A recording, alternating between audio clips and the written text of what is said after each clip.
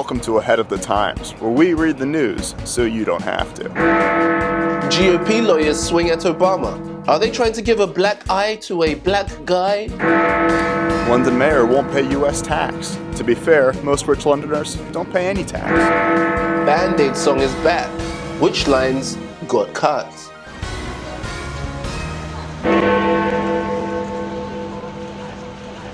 For the latest on the new GOP lawsuit, we go to our senior legal Smeagol, Toby. Republicans responded to Obama's immigration changes by suing the White House over Obamacare, because being butthurt counts as an injury in the workplace. And thanks to healthcare reform, a pain in the ass is now covered under most medical plans. Two law firms dropped their case under pressure from Democratic clients. Fortunately, they found someone willing to take it. The lawsuit claims Obama overstepped his boundaries by delaying a mandate that required companies to provide health care for their employees. First they're angry that he's doing it, then they're angry that he's not doing it quickly enough. That's crazy. They should see a doctor. They're saying if you do it quickly, like ripping off a Band-Aid, which ironically is the Republican healthcare plan. But haven't they ever seen a Bond movie? If your villain's going to implement his evil plot, you let him take as long as possible. In this case, the evil plot is giving people medical care, but still. The lawsuit also alleges Obama overstepped his boundaries by paying insurance companies subsidies despite Congress withholding the funds. How dare you undermine our authority to undermine your authority? And what's the fun in giving government money to large corporations if it's just going to help the poor? Presidential power has expanded dramatically from FDR to Nixon to Reagan, and some people oppose that on strict constitutional grounds whenever their opponents are in power. The office is a far cry from the days when Thomas Jefferson had only a clerk and a messenger who he paid himself, probably with a side job driving a carriage for Uber. But much of the government and world has changed since then. Are we really going to go back to the days when presidents worked by candlelight, farmed on the weekends, and owned slaves? Obama shouldn't have to work like Thomas Jefferson just because he looks like one of his kids. Legal experts say courts will likely dismiss the suit or not hear it before 2016, and Republicans don't really want to win anyway. But when it comes to pointless battles that drag down the country to please your most extreme supporters, isn't the journey the reward?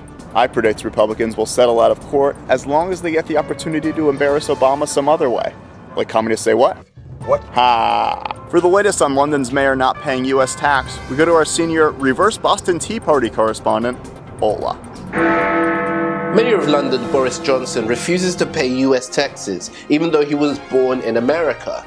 That's because it's fundamentally wrong to have taxation without repatriation. To find out more, we quickly profile him in our recurring segment, Race to Profile, where we read Wikipedia for you. Boris Johnson was born in New York City, or as he calls it, Travel Card Zone 212. Wikipedia notes he has ancestry from Prince Paul of Württemberg, King George II, and a minister in the Ottoman Empire, because British people love genealogy. Ancestry.com in the US just says you're 164th Cherokee, related to a prince somehow, and you can hang an Irish flag up in your dorm room. He moved to the UK when he was 5 to get a head start on student council primaries. As an adult, he had many long-term affairs with high society women, leading many British men to look at him and think, what am I doing wrong? This is a man who once referred to black people as pickaninnies and spoke of watermelon smiles, which is interesting because I didn't know to be offended by the word pickaninnies until I heard he had said it. He says he was quoted out of context, but in the article he refers to, the context is even worse. As mayor, he introduced the Oyster card across London's transport, a new payment scheme he boldly ripped off of Hong Kong's Octopus card. It wasn't enough you had to take the idea, now you had to name it after seafood. Now he's been called out because as a US citizen, he's supposed to pay taxes on the sale of his home and large foreign income. He called this ridiculous on an interview with America's National Public Radio. If you're going to openly declare you don't pay taxes, why would you do it on a taxpayer-funded radio station? That's like complaining about unemployed artists on a podcast or a YouTube web series. When asked why he didn't give up his US citizenship, he replied, "It's difficult.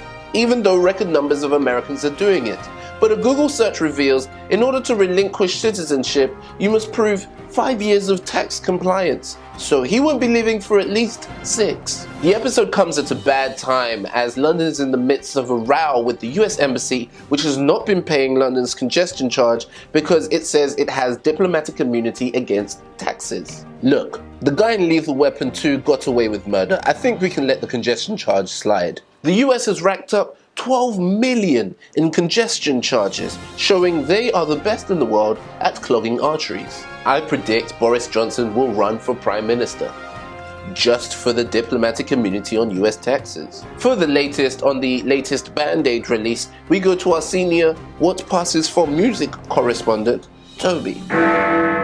Bob Geldof has released a new version of the Band-Aid single Do You Think They Know It's Christmas, which has been updated to include lines about Ebola, YouTube guest stars, and an accompanying twerk video.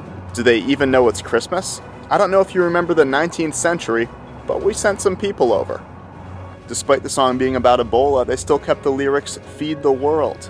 People with Ebola have trouble keeping food down. At least the controversial line, Thank God It's Them and Not You, has been removed. Even Bono said he had to be persuaded to sing that in 85 and 89. But if you sing a line twice, you mean it.